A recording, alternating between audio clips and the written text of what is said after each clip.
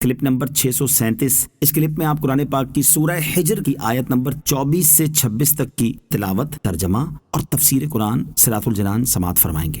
بسم اللہ الرحمن الرحیم۔ ترجمہ، اللہ کے نام سے شروع جو نہایت مہربان رحمت والا ہے۔ وَلَقَدْ عَلِمْنَا الْمُسْتَقْدِمِينَ مِنْكُمْ وَلَقَدْ عَلِمْنَا الْمُسْتَأْخِرِينَ۔ ترجمہ، اور بے شک ہم تم میں سے آگے بڑھنے والوں کو بھی جانتے ہیں اور بے شک ہم پیچھے رہنے والوں کو بھی جانتے ہیں۔ وَلَقَدْ عَلِمْنَا، اور بے شک ہم جانتے ہیں۔ حضرت عبداللہ ابن عباس رضی اللہ تعالیٰ عنہما فرماتے ہیں، المستقدمین سے مراد وہ لوگ ہیں جنہیں اللہ تعالیٰ نے پیدا فرما دیا ہے، اور المستأخرین سے وہ لوگ مراد ہیں جنہیں ابھی پیدا نہیں فرمایا۔ امام مجاہد رحمۃ اللہ تعالیٰ علیہ فرماتے ہیں کہ المستقدمین سے مراد سابقہ امتیں ہیں، اور المستأخرین سے سید المرسلین صلی اللہ تعالیٰ علیہ وسلم کی امت مراد ہے۔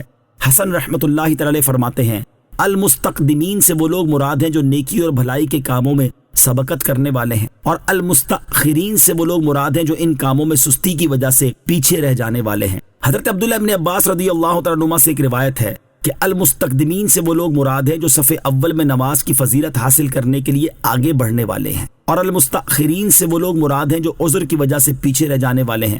شان نزول، حضرت عبداللہ ابن عباس رضی اللہ تعالیٰ عنہما سے مروی ہے کہ نبی کریم علیہ الصلوۃ والسلام نے ایک مرتبہ جماعت کے ساتھ پڑھی جانے والی نماز کی صف اول کے فضائل بیان فرمائے تو صحابہ کرام صف اول حاصل کرنے کی بہت کوشش کرنے لگے اور ان کا اشتہام ہونے لگا، اور جن حضرات کے مکان مسجد شریف سے دور تھے وہ اپنے مکان بیچ کر مسجد کے قریب مکان خریدنے پر آمادہ ہو گئے تاکہ صف اول میں جگہ ملنے سے کبھی محروم نہ ہوں۔ اس پر یہ آیت کریمہ نازل ہوئی اور انہیں تسلی دی گئی کہ ثواب نیتوں پر ہے، اور اللہ تعالیٰ اگلوں کو بھی جانتا ہے، اور جو عذر کی وجہ سے پیچھے رہ گئے ہیں ان کو بھی جانتا ہے، اور ان کی نیتوں سے بھی خبردار ہے، اور اس پر کچھ مخفی نہیں۔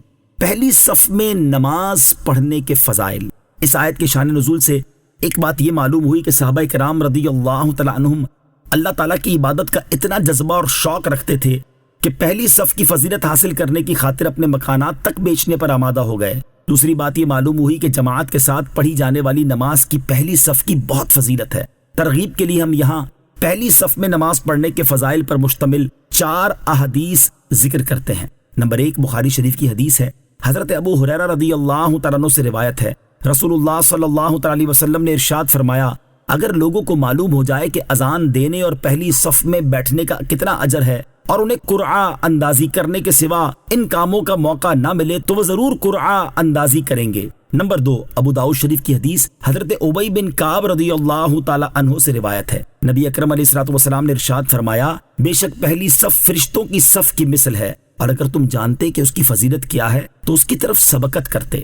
نمبر 3 حضرت ابو امامہ رضی اللہ تعالیٰ عنہ سے روایت ہے، حضور اقدس صلی اللہ تعالیٰ علیہ وسلم نے ارشاد فرمایا، اللہ عز و جل اور اس کے فرشتے صف اول پر درود بھیجتے ہیں۔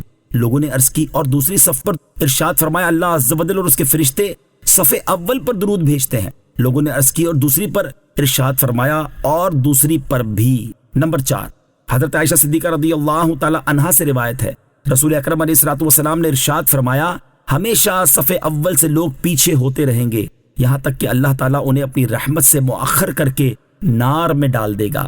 اللہ تعالیٰ ہمیں پہلی صف میں پابندی کے ساتھ نماز ادا کرنے کی توفیق عطا فرمائے، آمین۔ وَإِنَّ رَبَّكَ هُوَ يَحْشُرُهُمْ إِنَّهُ حَكِيمٌ عَلِيمٌ۔ ترجمہ، اور بے شک تمہارا رب ہی انہیں اٹھائے گا، بے شک وہی علم والا حکمت والا ہے۔ وَإِنَّ رَبَّكَ هُوَ يَحْشُرُهُمْ، اور بے شک تمہارا رب ہی تمہیں اٹھائے گا، یعنی اللہ تعالیٰ سب لوگوں پر موت طاری فرمائے گا، پھر اولین و آخرین سب لوگوں کو قیامت میں اسی حال پر اٹھائے گا جس پر وہ مرے ہوں گے۔ حدیث پاک میں بھی یہ چیز بیان کی گئی ہے، چنانچہ حضرت جابر رضی اللہ تعالی عنہ سے روایت ہے، نبی کریم صلی اللہ تعالی علیہ وسلم نے ارشاد فرمایا، ہر بندہ اسی حال پر اٹھایا جائے گا جس پر اسے موت آئی ہوگی۔ وَلَقَدْ خَلَقْنَا الْإِنسَانَ مِنْ صَلْصَالٍ مِّنْ حَمَإٍ مَّسْنُونٍ ترجمہ، اور بے شک ہم نے انسان کو خشک بچتی ہوئی مٹی سے بنایا جو ایسے سیاہ گارے کی تھی جس سے بو آتی تھی۔ وَلَقَدْ خَلَقْنَا الْإِنسَانَ، اور بے شک ہم نے انسان بنایا۔ اس آیت میں انسان سے مراد حضرت آدم علیہ السلام ہیں۔ آپ علیہ السلام کی پیدائش کی کیفیت کا ذکر قرآن پاک کی متعدد آیات میں مختلف انداز سے کیا گیا ہے۔ ان کا خلاصہ یہ ہے کہ جب اللہ تعالیٰ نے حضرت آدم علیہ السلام کو پیدا کرنے کا ارادہ فرمایا تو زمین میں سے ایک مشت خاک لی، پھر اس مٹی کو پانی سے تر کیا یہاں تک کہ وہ سیاہ گارا ہو گئی اور اس میں بو پیدا ہوئی، پھر اس سیاہ رنگ اور بو والی مٹی سے انسان کی صورت بنائی۔ جب وہ سوکھ کر خشک ہو گئی تو جس وقت ہوا اس میں سے گزرتی تو وہ بجتی اور اس میں آواز پیدا ہوتی۔ جب سورج کی تپش سے وہ پختہ ہو گئی تو اس میں روح پھونکی اور وہ انسان بن گیا۔